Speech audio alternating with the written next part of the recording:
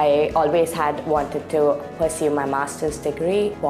The course that it offered was exactly what I was looking for, and it had the professional component in it. So like while studying in the classroom, you also kind of get your hands-on experience outside. So I feel Bond has the perfect balance between your academics and your extracurricular activities.